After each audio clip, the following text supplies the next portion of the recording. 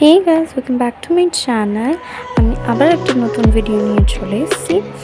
আজকে বানাবো হচ্ছে গিয়ে চকলেট বিস্কিট। তার জন্য লাগবে Marie biscuit, chocolate and ice cream stick.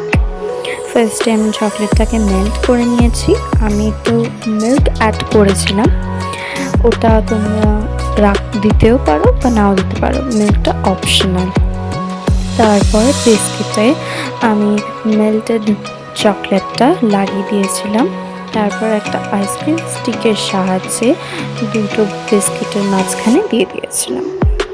তারপর ভালো মতন করে দু সাইডেই চকলেটটা আমি ভালো মতন করে দিয়ে দিয়েছিলাম যাতে দেখতে ভালো লাগে।